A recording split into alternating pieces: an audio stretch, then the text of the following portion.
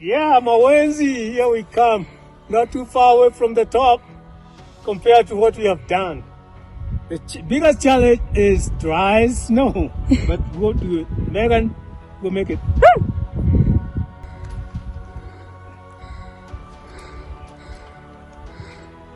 Yeah, second ascent of Mawenzi today. 30th of January 2023. Second ascent of Mawenzi. I love it. Never seen it like I've come up. We did 6 ropes of just snow and ice. Good job, Megan. Thank you. You're welcome. In general, you can just look at Mount Everest and say that I'm preparing for Mount Everest. Right. You need to start somewhere. Right. And for any mountain you go to, it'll be good to prepare.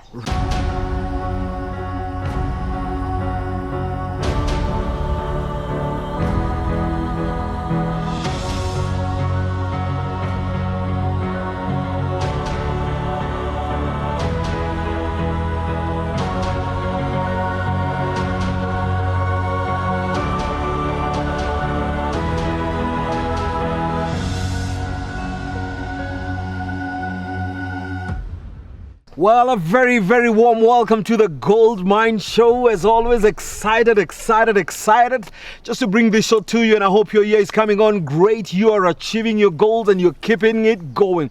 Want to invite you to follow us on the Goldmine show on Facebook, Instagram, YouTube, TikTok, and everywhere else. And let's keep building a great Goldmine community that not only believes in the greatness on individuals, but believes in our collective greatness as we keep inspiring each other towards greater, towards higher, towards bolder, and even towards bigger, man. Today's show is an exciting one, man. I mean, once in a while, we want to challenge a few paradigms, man. We have an amazing guest today. He is a fast on many fronts. And I can only say we are honored to host a legend, a great legend, my friend. He is 62 years of age, not even about to slow down. But he's just going on and on and on, growing stronger and stronger and stronger. An amazing mountaineer, my friend. Among the accolades on his titles, first black man to catch the Mount Everest. Yes, you got it right. And a whole lot more. Ladies and gentlemen, my joy and my pleasure to invite on set the one and only Mr. KG. Hey, Ndugu KG. Yes. How you doing, man? I'm doing good. Karibu sana. Asante. So good to have you on set, man. So good to have you on set. Yani, I'm still mulling around Mount Everest. Yes. Well, Kenya, we have some beautiful mountains. The Aberdare Ridges is a beautiful one and all of that stuff. But by the time we talk about Mount Everest, it's a different ballgame altogether. Yep. Man, tell us a bit about this feat. Well, Mount Everest definitely is the highest in the world. Right. So in that ways, everybody respects it. Yep. Most people like to be on top of it. It's a roof of the world. It's the roof of the world. Right. And it doesn't have trees up high because you get to these stages. Right. To where you get to snow, Yep. the crevices, the ice, the ropes, then you get to the top. Right. And you get up there and you come back down. You know, you make it sound very easy, man. Just walk us through a bit of that journey. Some of us may have only done hills, and we may not understand that geography. There are things we read in geography, but we may not understand. Just walk us through the Mount Everest. Number 1, preparation.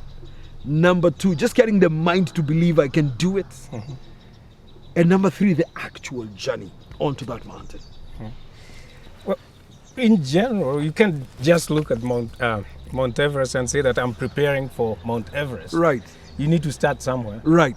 And for any mountain you go to, it'll be good to prepare. Right. But what I say, if you're going to Mount Kenya and you don't have to prepare, I'll still take you up. Right. There are ways you can do it. Right. And then that's your beginning. Yep. And you like it, you hate it. Like when I did Mount Kenya the first time, I really said I'll never go back. Never. But Ever. I found myself dreaming about it the following day, and I went back.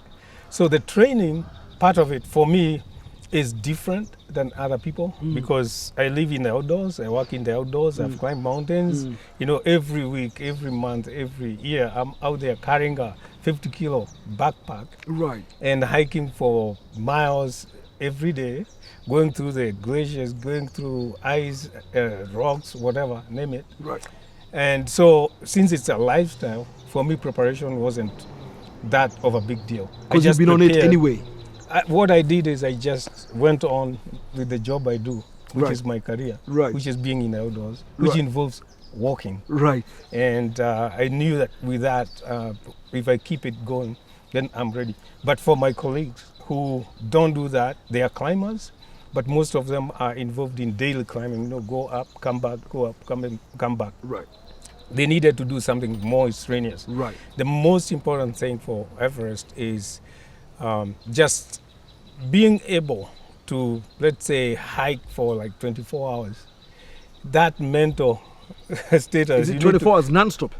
Yeah, if you can, it is very helpful. And also, we tend to summit mountains at night. If you can try and do those tough things during the day where you're seeing where you're going, because that's the challenge you have in mind. There's no way I can do that. No, you look up and I want to give up, and that's what you don't want to do. So practice that way. So you can practice physically. There's the mental part of it, and then there's the social, because it's not a 2 days expedition. For us, we were lucky. It was only 1.5 months. Some people take 2 months. So, and within that time, you have a team. Good morning, America. I'm sure most of you are sleeping. I'm broadcasting from Everest Base Camp, courtesy of Full Sack on KG Expedition. Believe me or not, it is happening. This is KG. First of all, I go to weather. The weather here is very nice. The National Geo is right there. They have big instruments, small instruments, huge instruments that make me like, wow, why did you bring them here? But me, I have 3 instruments, my nose, my mouth, and my ears. Ask me the weather today. Look out. It's sunny. Of course, weather forecast. It won't be sunny up to lunchtime. And in the evening, it will be dark at 7. That is good weather forecast. And my nose can tell when the weather is bad. If you fart, I can smell it, of course. That is good weather forecast for me. Now, I have some music for you from ABC. I feel good. So good. So good. You wanna? I am at base camp. My presenter is not good with singing, so I'll go back and say, welcome, America. Good morning. If you can't smile this morning, I can give you a smile. From which pocket? I don't know. And by the way, just before you go further, you've said something interesting. We hike at night generally. That's how you summit. Is there any reason why it's hardly during the day? It's only a lot of times is at night? Yes, there is. What's the reason? There's a lot of reasons. Right now we are using oxygen and go up to Camp 4, and there we just have a rest, and then around 10 at night, on 9th, we start for our summit attempt. This is good. I'm feeling good apart from the cough. So I'm not per se saying that we hike at night, but you approach mountains in the day because you want to be safe. But that summit day, because mountains, most of them, the last day is the steepest. Most, if I can say in general. And probably the toughest. And the toughest and the longest. Also, you're getting towards the apex, the peak. That's your goal. You want to get there and come back. And it happens that since it's the highest, then your body is exposed to this area that doesn't have enough oxygen. So you don't want to go there and stay there longer. You want to go up and down. So it means that you have a longer day. So one of the reasons why you want to hike at night is you're not seeing the steepness. You're just walking. You keep going. One foot at a time. Yes. As soon as light comes out and you see where you're going, a lot of people just give up. No, I cannot do that. But when you're walking at night, you don't know where you're going, but it's easier for your mind. Number 2, it is, when you're up high, it's usually more beautiful to see the world when everything wakes up, the sun comes up, that is the best time to see the farthest you can. It is the cleanest air you have. Right. So the sunlight, sunrise Sunrise, is yes. usually what pulls people. It's an amazing thing. Right. There are people who go up mountains and say, "I'll never come back," but when they see the sunrise, it's just amazing. You don't want to see it just once. You want to keep coming You back want to to it. keep coming back. Right. That is right. number 2. Right. Number 3 Yep. is that you're in the mountains. Mountains are unpredictable. Right. And even out here when you're walking, an accident can happen Right. anytime. Right. But out there you are in a remote area. Right. You'd rather it happens if it is going to happen early in the morning than Right. than in the evening. Right. Because if something happens in the evening, you have no time To deal respond with to it and Yes. deal with it. Right. If it happens in the morning, You you have have the the full whole day. day to, Right. to do whatever you can Correct. to get help. All right. So all right. that's the other reason. Right. Another Right. one Yes. is something we call weathering. Right. It has to deal with how the weather is doing. Right. At night, things freeze. In the day, They melt off. they melt. Right. When that happens, usually as snow, water becomes ice, then back to water. Through that process, you find that it misplaces some particles. Okay. It, opens up gaps, Right. to become bigger. Right. So at some point when it's really hot, you start hearing rocks coming down, and there's Right. nobody there. Right. So depending on which mountain you are at, Yep. people know that, okay, if it is on Mount Kenya, I'm going on this route. I Right. won't be off by 2 p.m. because that's when I usually hear rocks coming down. Right. So that's why you want to go summit early and come back Okay, down. okay, So that's okay. just some of the No, and reasons. it makes sense because, like, for example, the first one you talked about is actually more of a psychological one. Yep. That I'm trying to go to a certain summit. If I keep looking at how far it is, I may get discouraged. Yep.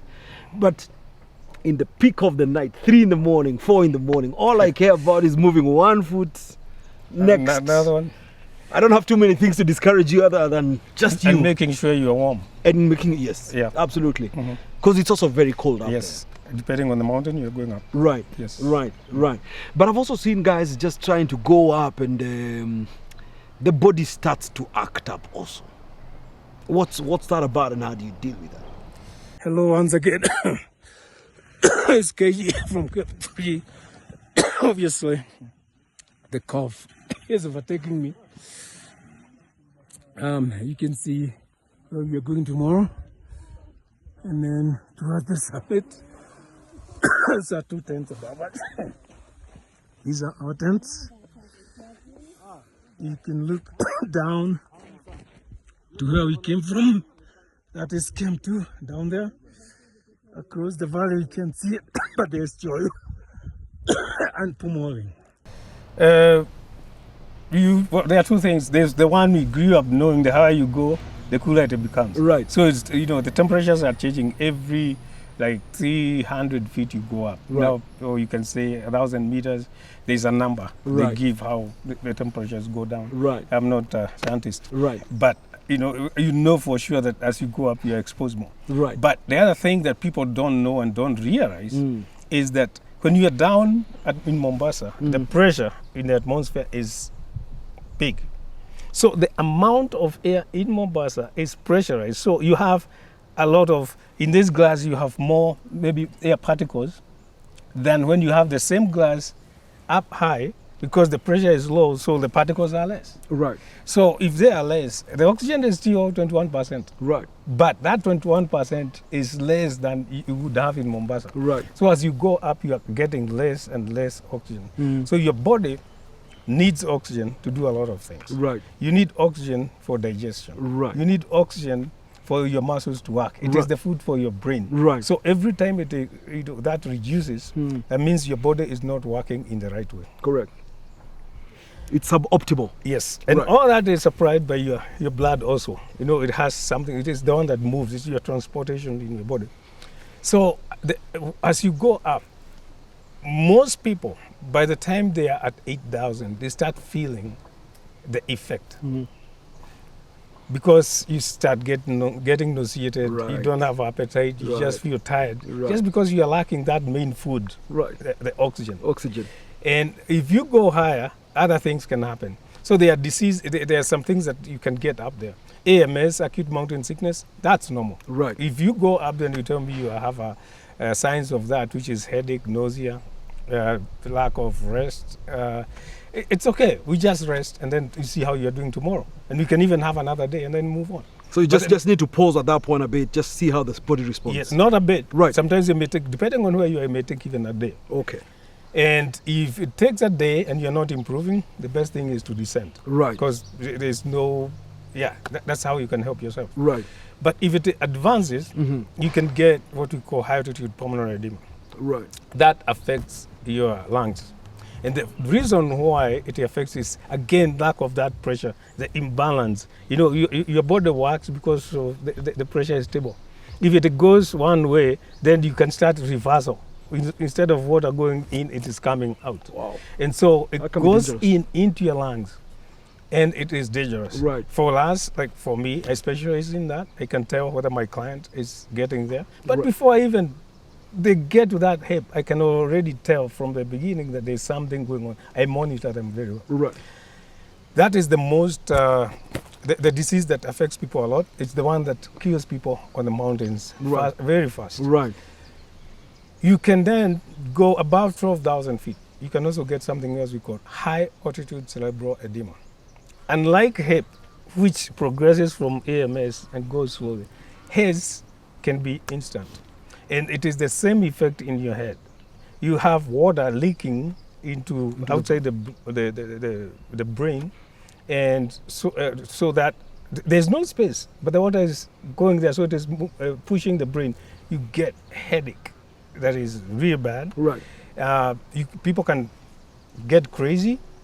There's something we usually say, you become a dickhead, meaning disoriented, irritated, and combative. Right. I've seen somebody fighting up high. Because you don't even know what's going on. Them, can you put on your jacket? Oh, no, I'm so warm. And they just undress. They already are crazy because the brain is being messed up with. And that can be instant and can be really dangerous. Right. But we have less instances of that than hip. Right. Wow.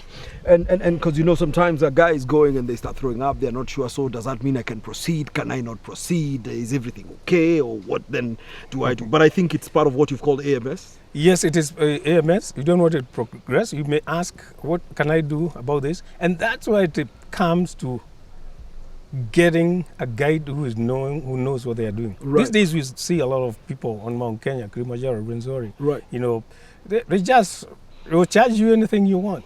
They take you up. But if something happens, that's when you realize that you get what you paid for. Right. You know, if you come to me, I'll tell you I want maybe 100,000. Right. You go to somebody who says they want 20. Right. You can choose them.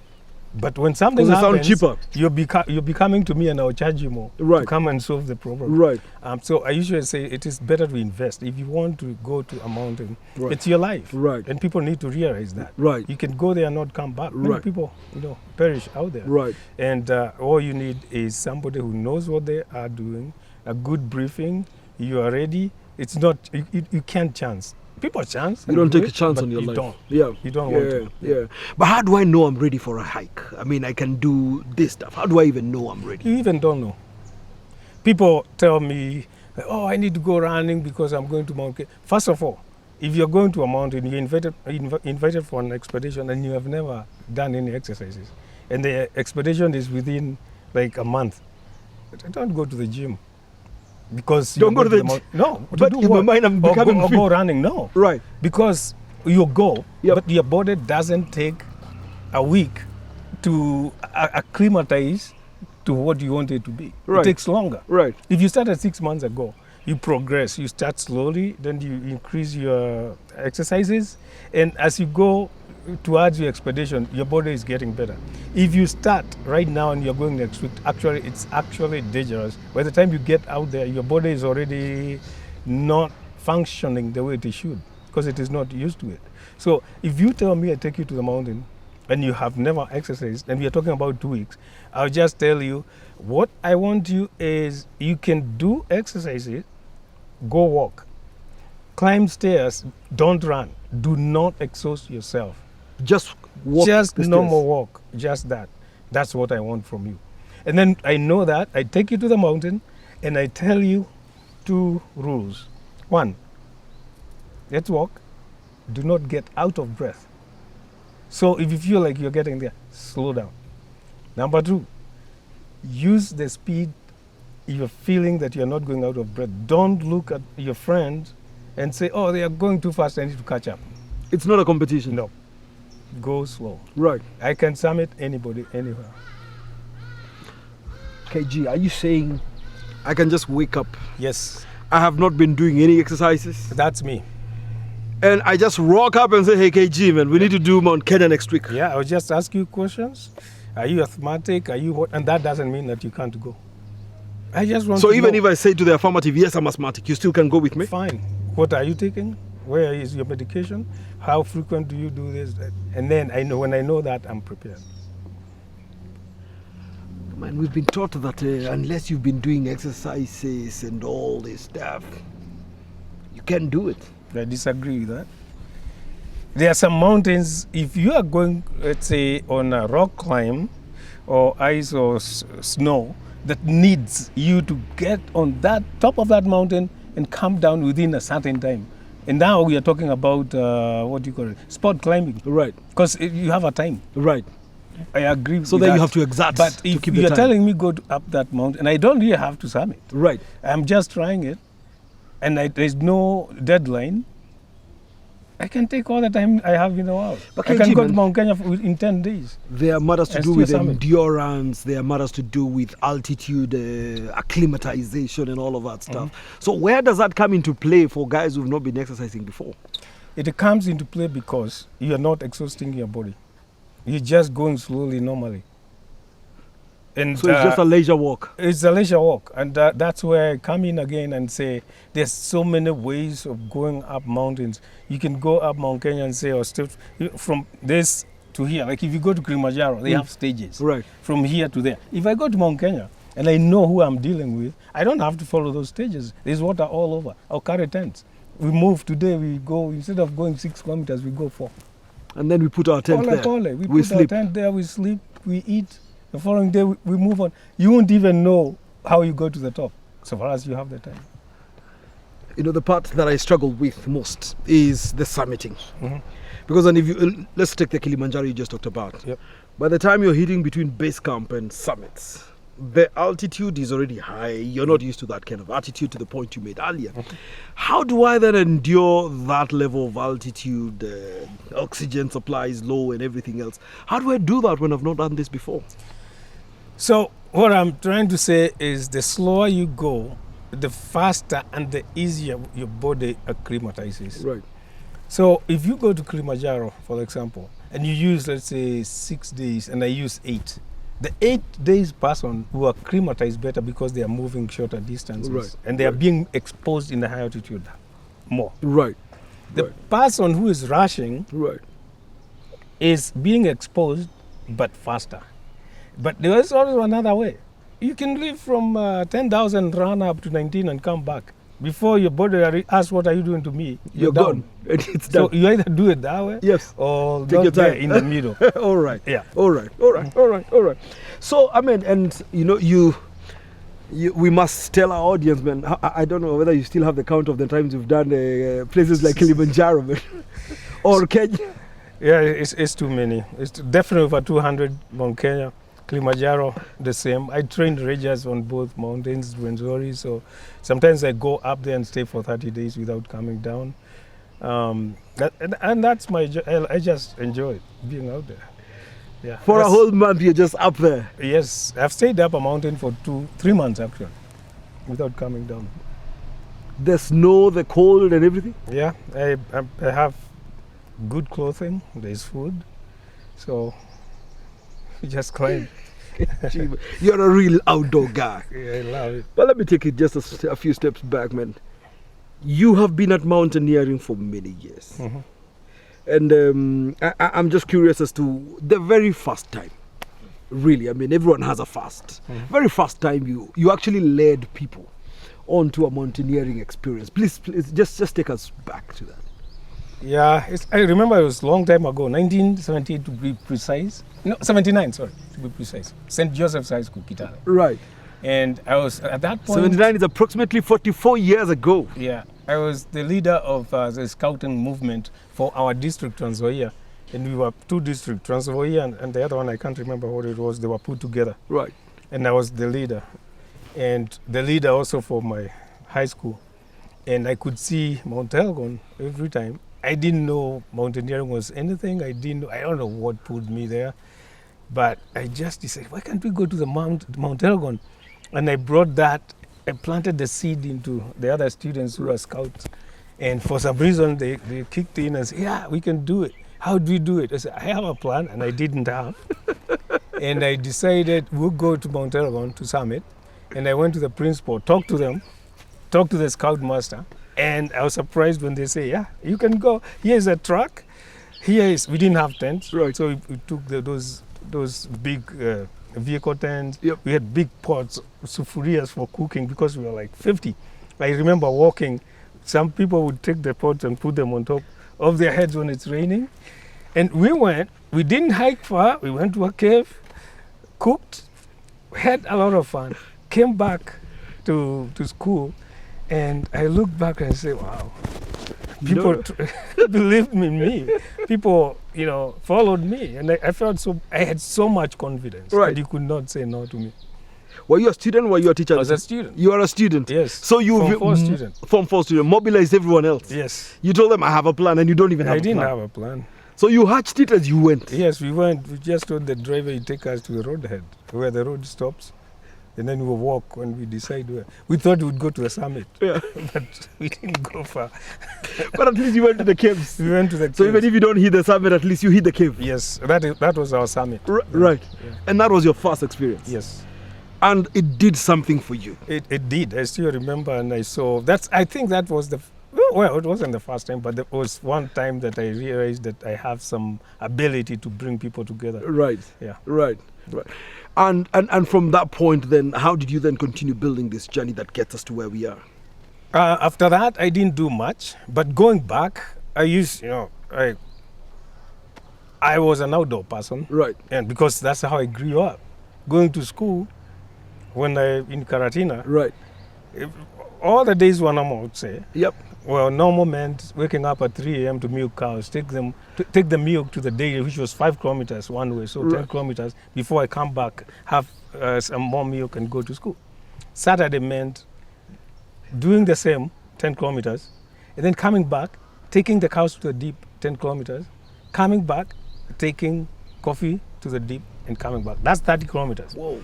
But the funny bit of it is just being out there, running with the cows, right, running with the other boys and playing and exchanging whatever. That is what I felt so much freedom. Yep. Then when I moved on to Laikipia, my school was 10 kilometers away. Right. So I had to run every morning to school. 10 kilometers. Yeah. We were a few families that would take their kids to their school. So we would all come together and run. The reason you are running, you're going through the forest, open area. That time there were no farms I see now. Right. And there are buffaloes, there are warthogs, there's everything. And so you keep on the move. Otherwise you don't want to, if you just walk and you see a buffalo, it's like you stop, you're done. Yes. So I would run every day to school and coming back. And that also gave me this. So that running was survival, man. It was preservation of life. Yes. Right. And just enjoying that being outside. Right. So from there on, I realized that I just liked something about being up. So after Mount Elgon, I didn't do much. I finished high school, came back to Nyeri, and I eventually ended up doing my teacher's training college in Kaimosi. Right. And then I was posted to Nyeri, right, next to the mountain, back home, a school forest. Right.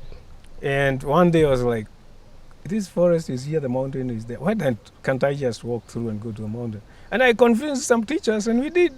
We didn't go too far. The same way you had convinced students before. Yeah. Right. And we did go up through the forest, spent a night, and then came back. And then eventually, I found a way of now doing it the right way. Right. I went to Point Lenana in 1983. Right. I was not prepared. I was wearing jeans, cotton t-shirt. I was not drinking water. My head was splitting. It was so... as I went to the summit, the gear was poor. As I went to the summit, I said, this is not something I'll ever do again. Right. But when I stepped on snow, and just the sound, I remember my guide telling me that it just changed. I went up. On my way down, I slid down and forgot all the pains. I forgot that I said I'll never come back. Right. And when I went back to Makinda's camp, I knew that that's where I belonged. You're going to go and back. From there, it didn't stop. Never look back. Every weekend I was free.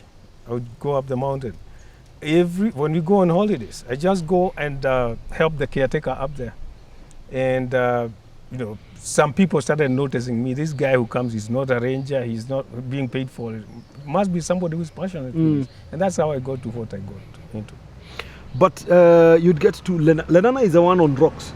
No, Lenana is Lenana is the first. 16,355. It is the third highest. The third peak house, on okay. Mount. All right. Batian is the one which is... Batian and Elion is the rock climbing. There are other rock climbing peaks, by the way. Right. People talk about Batian and Elion. There are even other that are even tougher than that on Mount Kenya. But people tend to go to the highest. Right. Yeah. So from that experience, man, you on one day you think you'll never go back, and by the time you're going down, you realize this is what I was called for. Yep. What exactly connected that made you know this is what I was carved up for? The sound the snow made as I stepped on it. The feeling I had, whether I like it or not, we grew up knowing that Mount Kenya is where God sits. Right. It's the black and white, Right. Then I go up there and I'm on that white. Right. In Kikuyu we say snow is called ira, Right. meaning it's so clean. Right. You have that feeling. And most people who enjoy mountains will tell you that there are always those moments when you go up and do something and you feel like I am in a place that is so clean that I shouldn't be here. Right. You even want to go pee and feel like I shouldn't be peeing here. Not on this snow, place, it's too clean. Yeah, you feel it. There's a being there that is beyond you. Right. Yeah. Right. So for you, that very first time, you just connected with that. Yes. And you just felt, man, this is it for me. Yes, I really liked, and mainly the challenge. Yeah. The challenge of going up. Yes.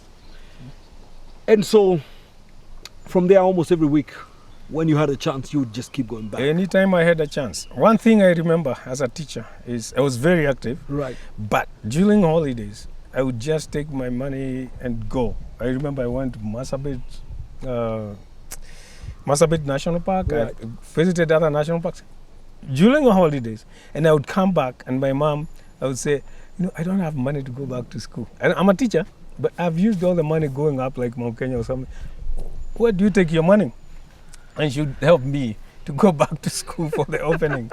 But in the meantime, you spend your money on your vacation, expeditions. Yes. And which was seen like, most people saw that as waste of money. When they see you going out there, what are you going to do? There must be more important things to do. Money and all that. And there was a lot of that from my family. Right, yeah. Right.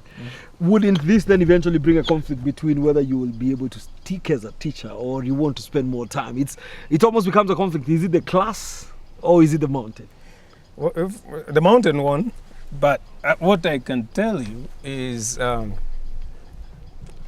did not want to be a teacher. To start with, I wanted to join the military. Okay.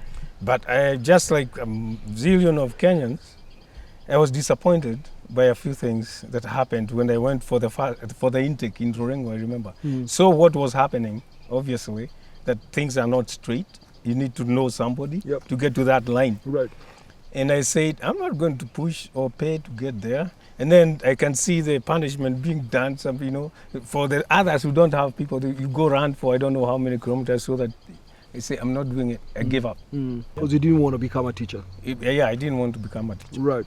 Then, when I went to Kaimosi, I have to admit that is when education started making sense to me. Right. Before then, I didn't care about education. You're just going through the motions. Just a few things. Mathematics. Right. If I got less than 90, I would not even sleep. English, give me a 0, I'm fine. Mathematics, when I went to college, I don't know what happened, but things came together and started knowing how to study, how to think as I answer questions. Music became one of my best things. Domestic science. All these subjects are extra, not the mainstream ones. Right. And I did very well. When I was done, I was posted to teach. And when I got there, it was a very small school, 300 kids. I started, if it was a season for soccer, I gave it all I had. I would wake up at 6 get the kids, because the advantage was it's the village school, so the kids are right there. Right. Get them. Let's go for running. Right. Come back. Go home. Have breakfast. Let's go. We would win a school like the one that was down the road, which had over 1,000 kids. And we would lead on the whole zone. Right. Come to soccer, athletics. I motivated people and teachers so that within the 300, I divided the school into like 3 houses. So there would be competition. And you could see it in other teachers, because every teacher wants to win. Right. And that took me out of the school. Right. People realized that I had these skills that other people didn't have. Right. So the zone, when we went to the zone and we have a soccer team, I would be the lead coach. Right. If it is athletics, Right. the same. Right. And then I go to the division. Right. And then to the district. And whenever something new came in for refereeing and all that, or music, I would be called in, Right. get the skills, and then I would go to different zones and Right. teach people. Right. I was I was always on the move, Right. and people believed in me. Right. And I was not like other teachers who would go, when you have a team of your district, would be put maybe in Nyeri Technical. The coaches would go home at night. I would not. I would have a tent out there. To stay with your students. I would stay with students. Right. We'd go running together. We Right. do everything. We eat. If they eat together, That's what you're I'm eating. You're with them. I remember one time we went on a music competition. In no, it wasn't music. I think it was soccer in Moranga. Right. And Nyeri did so well. And as one of the coaches, we were offered, like, teachers, we have done so well, so have this 100. And I looked at them, and what is it for? You have done so well, me? And you know how much they have. Those people, they have more than they are giving you. Right. I said, I don't want your money. And these kids are not eating githeri. I'm taking them to a restaurant. They are eating well. And that's what I did from my pocket, because I know what they are doing. I was not a person to be pushed around. Right. No. Right. I wasn't. And I went all the way to triangular Right. coaching. Right. And that's why when people started seeing that this guy is out of this world. Right. So when I went into mountaineering, Right. I gave it all the best. Right. There's one thing I can tell, especially Kenyans. Right. And I see that. Yep. The annoying things, like yesterday I had a very big a moment Right. in Tanzania, Right. in a bank. Right. 2 hours, this person serves 2 people. Then when it came to my turn, I realized why. WhatsApp is on.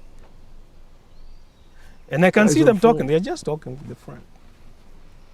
You are employed, but you're not giving, you're not taking a chance to do and perform the duty you have. If you're a teacher, I believe that I am there for my client who is a student. Right. And I need to give them all I have. And if I don't, I'm cheating. And if I don't, I shouldn't be there. And that's what I say, even in the outdoors. Right. In the outdoors, if something comes to my life, like, and now right now I'm thinking about this, I don't feel like I should be here. I should get out, call and say, hey, I can't do this job now. And so when I do something, I do it wholeheartedly. Right. And that's what now took me, now from teaching, went on a rock climbing course on Mount Kenya through Knowles. Right. And that also, I took it, so quick. I enjoyed it. I didn't know rock climbing was a sport. Continued with it. I would go to Hell's Gate in a matatu alone. You need somebody to belay you. Find a ranger. Still up to date, I know him. May he rest in peace, Francis. Right. And he would sit there and belay me. Belay is to hold the rope. It's to hold the rope so that I don't fall. Right. I go up one route, come down. Up, come down. I would tell some of my friends, let's go do it. Am I being paid? No. And that's where, that's how I started. Now, the extreme climbs Right. that I do. Right. And all this came from giving all I have into what I'm doing. It also came from realizing that, yes, I want to be in the military, but here's a chance. I took it. And that is what propelled me to what my life wanted to be. Correct. And what I would like to tell people is like, do not ignore a chance that comes your way. Give it Because your that all. could be the one that will take you to where you have always wanted to. Even when at that point it doesn't look like the one you're looking for. Yes, or even if you don't like it. Right. Get there. But when you get it, Yep. Give it your best. don't go there and start saying, I didn't want to do. No, give it your best. This is what you have now. Yes. Work with it. People, like my name was known throughout Central Province. Right. As a Because teacher. of sports. Yeah. But you look like the kind of teacher who delivered also extremely well on the outdoors. Mm-hmm. Sports is outdoors, music is outdoor. You are an outdoor person, even in your teaching. Yes. And actually, my school, I took them up Mount Kenya a few times, quite a few times. Right. I would take the kids, and I would also take the teachers. Right. And it was and I would just tell them, we have to do it, and we did it. And they drew a lot of confidence. It is you leading us. We Yes. are good to go. Yep. They could also see your skill in it and all. So effectively, you've also done rock climbing. You've trained for this. So you now shifted training from class into outdoor. Tell us about that shift also. Yep. So when I started going up mountains and started realizing it's something, even before, right before I quit teaching, because before I quit, I stopped teaching. I remember 1984, I went with the Honorable Matiba to Kilimanjaro. I was still a teacher, All right. but I was one of the porters Right. who went to help. Right. And from there on, he would not go to Mount Kenya without me. If you do one route and you feel like, wow, that was cool, it was easy, Right.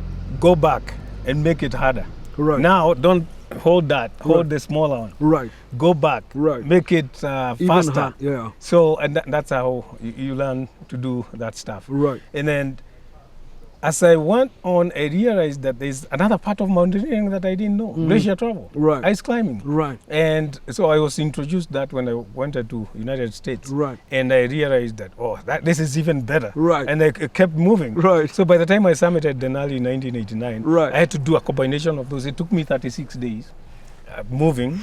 And when I got on top, I felt that, yes, I did this for myself. I brought myself here. I'm safe and I'm going back down. It's not being taken up. 36 days. Yes. So the 36 days you've had to deal with rocks, you've had to deal with glacier. Yep. Crevasse rescues and all that. And you're also training the other people.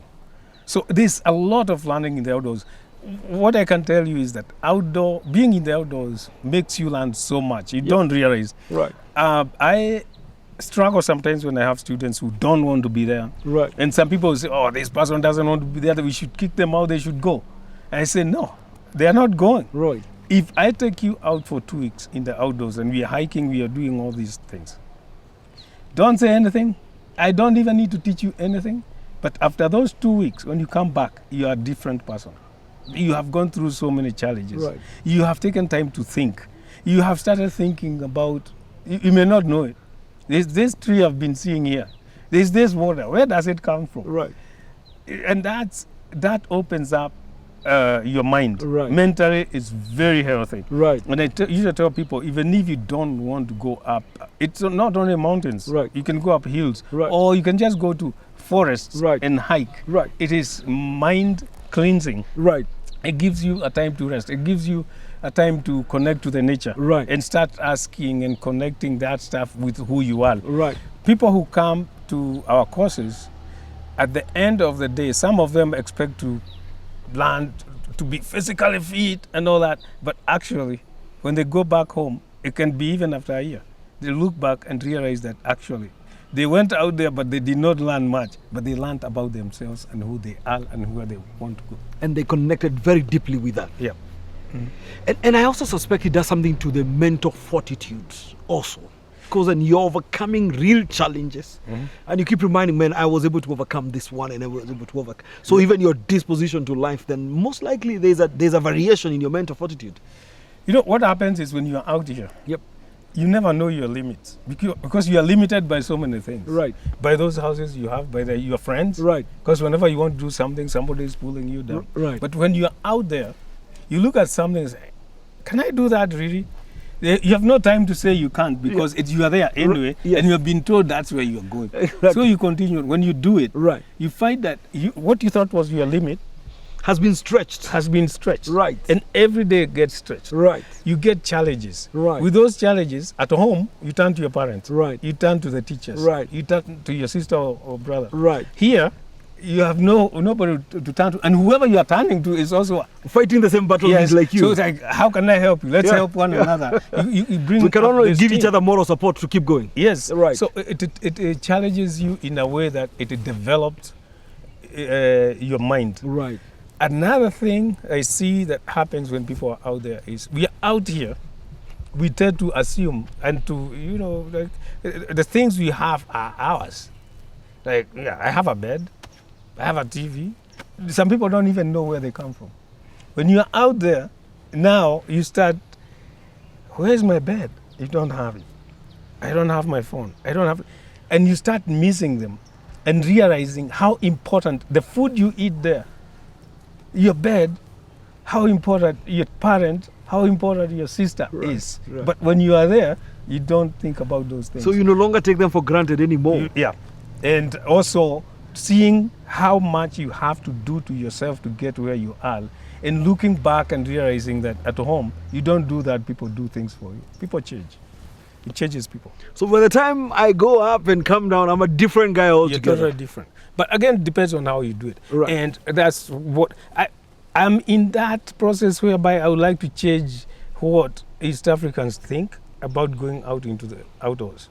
Kenyans, we are ahead. Right. Because if you go to Tanzania, there are Kenyans who visit North Tanzania coming here. Right. You go to Mount Kenya, there is a lot of Kenyans. But we could change the way we are doing that. Yes, I'm not saying that we should not be guided, but there is a different way of guiding, whereby I'm also letting you make a lot of decisions, and I'm coaching you to do that. Right. And we need to start that with our children. And that's what I think is the important part of this change of the curriculum. Right. But they should still incorporate outdoor education in it, so that kids have a whole week somewhere by themselves with instructors where they are able to think. They are not reading. Right now, if I take 10 kids and go hiking, let's say in Loiter for 2 weeks, they are carrying their backpack. I teach them how to light a stove, how to cook for themselves. And then anything we see, if it's a tree, we talk about it. Then we talk about how we are getting together, so team. Right.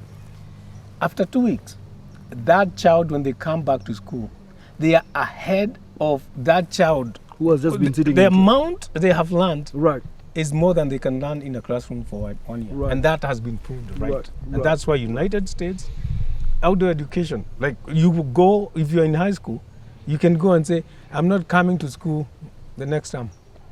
I'm going to Kenya. Outright. You're free. And you come back and you get credits more than the person who was in class. Right. And that is right.